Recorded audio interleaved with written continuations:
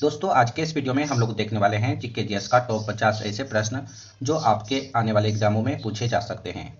तो दोस्तों अगर आप लोग किसी भी सरकारी जॉब की तैयारी करते हैं जिसमें जीके जीएस पूछे जाते हैं, उन सभी परीक्षाओं में ये वीडियो काफ़ी हेल्पफुल होंगे।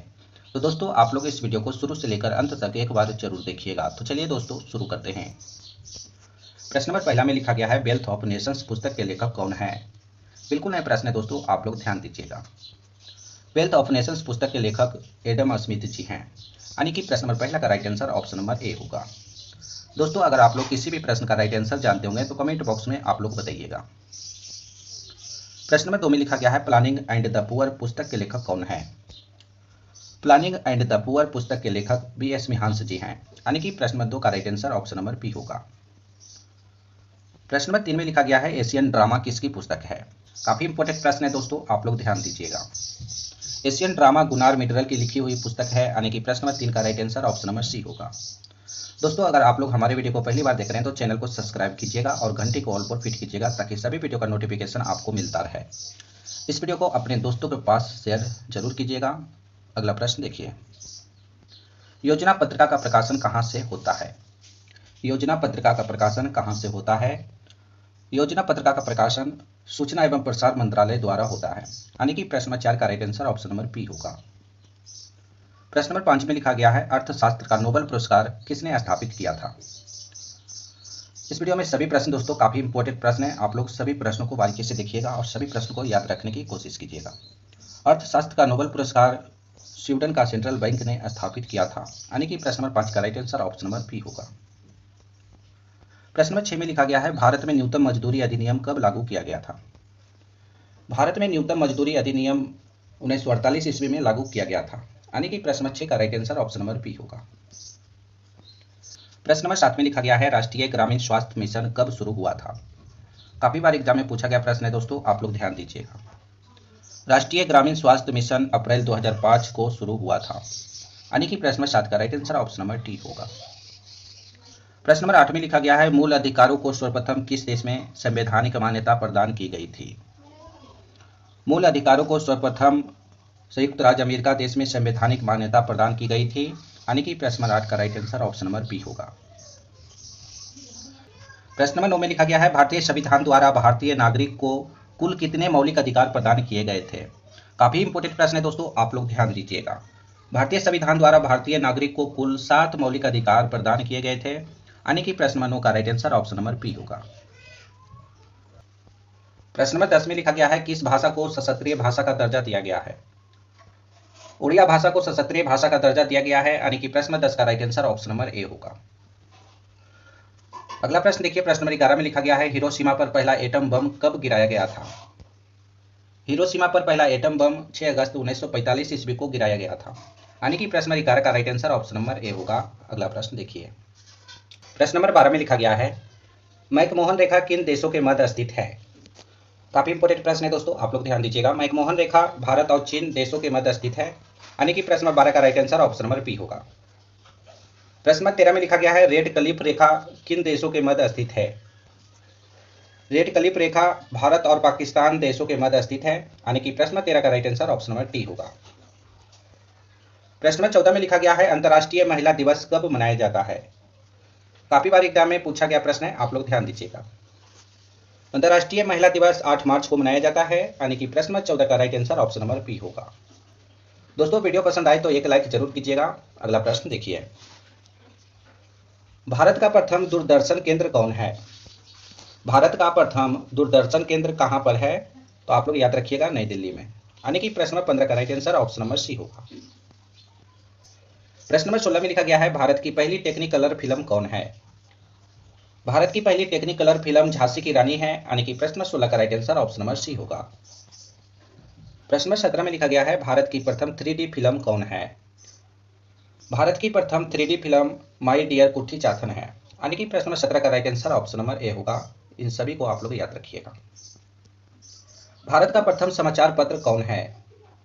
भारत का प्रथम समाचार पत्र कौन सा है? तो बंगाल गजट, यानी कि भारत का प्रथम समाचार पत्र बंगाल गजट है। प्रश्न नंबर 18 का right answer option number D होगा। भारत का प्रथम परमाणु रिएक्टर कौन है? भारत का प्रथम परमाणु रिएक्टर कौन सा है?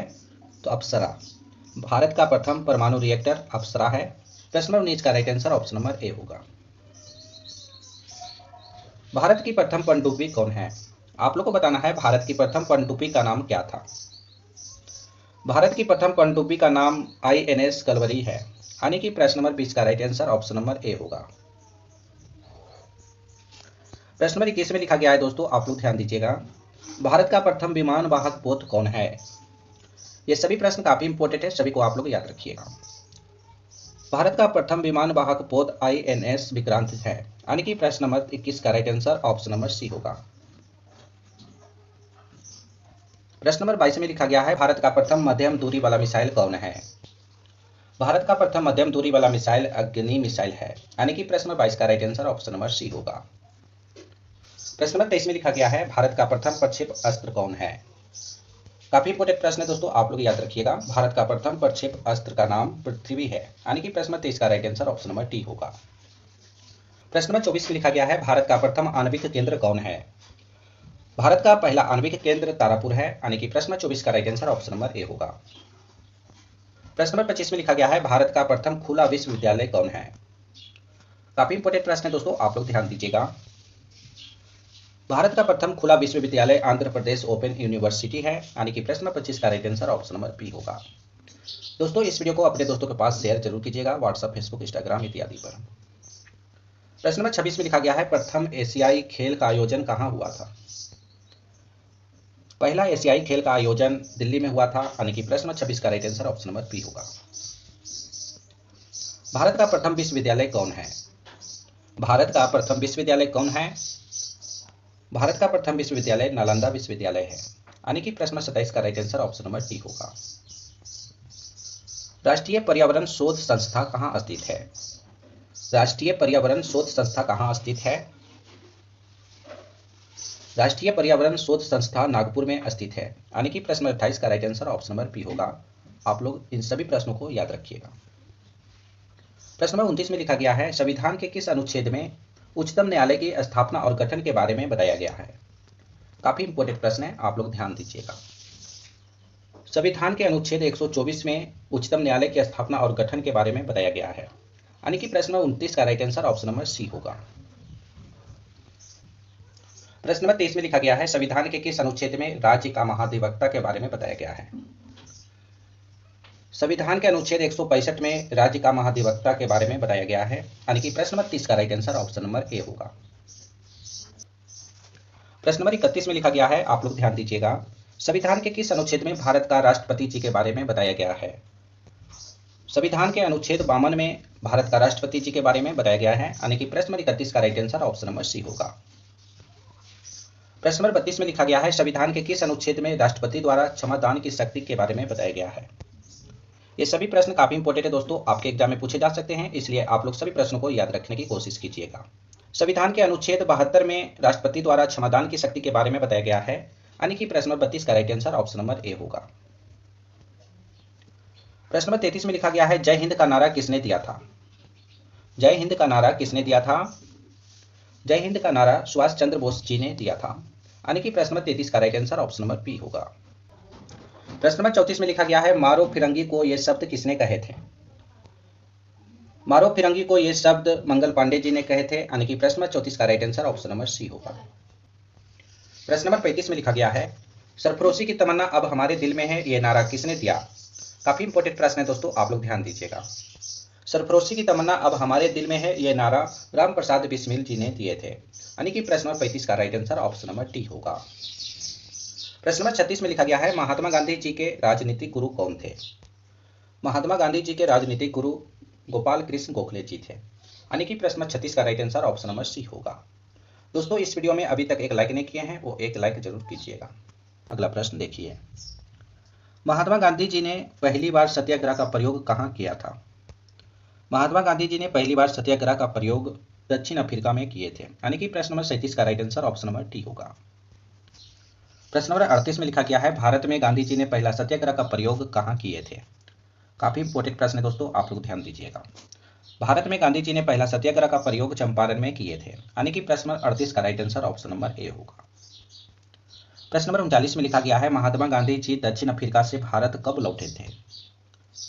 महात्मा गांधी जी दक्षिण अफ्रीका से भारत 1915 ईस्वी में लौटे थे। महात्मा गांधी जी भारत से दक्षिण अफ्रीका 1893 ईस्वी को गए थे। यानी कि प्रश्न 39 का right answer option number B होगा। अगला प्रश्न देखिए। प्रश्न नंबर 40 में लिखा गया है, गांधी जी दक्षिण अफ्रीका में कितने वर्ष रहे थे? गांधी जी दक्षिण अफ्रीका में किस वर्ष रहे थे? यानी कि प्रश्न नंबर 40 का right answer option number C होगा। गांधी जी को महात्मा कहकर प्रथम बार किसने पुकारा था? गांधी जी को महात्मा कहकर प्रथम बार किसने पुकारा था? गांधी जी को महात्मा कहकर प्रथम बार रविंद्रनाथ टैगोर जी ने पुकारा था। यानी कि प्रश्न नंबर 41 का right answer option number B होगा। महात्मा गांधी ने पहली बार भूख हड़ताल किसमें किया था? महात्मा गांधी जी ने पहली बार भूख हड़ताल किसमें किए थे? महात्मा गांधी जी ने पहली बार भूख हड़ताल अहमदाबाद आंदोलन में किए थे। यानी कि प्रश्न नंबर 42 का right answer option number C होगा। प्रश्न नंबर 43 में लिखा गया है, चंद्रमा का पर्यायवाची शब्द क्या है? हिंदी व्याकरण का प्रश्न है दोस्तों, आप लोग ध्यान दीजिएगा। चंद्रमा का पर्यायवाची शब्द शशि होगा। यानी कि प्रश्न 43 का right answer option number D होगा। अगला प्रश्न देखिए। पृथ्वी का पर्यायवाची शब्द क्या होगा? पृथ्वी का पर्यायवाची शब्द रत्नगर्भा होगा। यानी कि प्रश्न नंबर 44 का right answer option number A होगा। प्रश्न नंबर 45 में लिखा गया है, अनुराग का विलोम शब्द क्या होगा? अनुराग शब्द का विलोम शब्द विराग होगा। यानी कि प्रश्न नंबर 45 का right answer option number C होगा। दक्षिण का विलोम शब्द क्या है? दक्षिण का विलोम शब्द क्या है? तो आप लोग याद रखिएगा, दक्षिण का विलोम शब्द वाम होगा। यानी कि प्रश्न नंबर 46 का right answer option number C होगा। अगला प्रश्न देखिए। निम्नलिखित में से कौन एक आरडीएक्स का अन्य नाम भी है? यानी कि आपको बताना है आरडीएक्स का अन्य नाम क्या है। आरडीएक्स का अन्य नाम आप लोग याद रखिएगा साइक्लोनाइट है। यानी कि आरडीएक्स को साइक्लोनाइट के नाम से भी जाना जाता है। प्रश्न नंबर 47 का right answer option number B होगा। प्रश्न नंबर 48 में लिखा गया है, निम्नलिखित में से आंसू गैस का घटक कौन सा है? आप लोग को बताना है आंसू गैस का घटक कौन सा है। तो आंसू गैस का घटक दोस्तों क्लोरोपिक्रिन है। यानी कि प्रश्न नंबर 48 का right answer option number A होगा। प्रश्न नंबर 49 में लिखा गया है, नायलॉन बनाई जाती है किससे? नायलॉन बनाई जाती है पॉलीएमाइड से। आप लोग याद रखिएगा, प्रश्न 49 का right answer option number C होगा। इस वीडियो का अंतिम प्रश्न है दोस्तों, आप लोग ध्यान दीजिएगा। निम्नलिखित में से कौन एक जिप्सम का रासायनिक सूत्र है? जिप्सम का रासायनिक सूत्र होता है, आप लोग याद रखिएगा, CaSO4 2H20। यानी कि प्रश्न नंबर 50 का right answer option number B होगा। दोस्तों आज हमने आप सभी को टॉप 50 प्रश्न करवाए हैं जो जीके जीएस से लिया गया था। तो दोस्तों आप लोग 50 प्रश्न में से कितना सही कर पाए हो, इसका सही जवाब कमेंट बॉक्स में आप लोग बताइएगा। दोस्तों बैकग्राउंड वॉइस के लिए माफी चाहूंगा। अभी तक हमारे चैनल को सब्सक्राइब नहीं किया तो चैनल को सब्सक्राइब कीजिए और घंटी कॉल पर क्लिक कीजिएगा ताकि सभी वीडियो का नोटिफिकेशन आपको मिलता रहे। इस वीडियो को अपने दोस्तों के पास ज़्यादा से ज़्यादा शेयर कीजिए। तो फिर अगले वीडियो में मिलेंगे दोस्तों, जब तक आप लोग बने रहिए।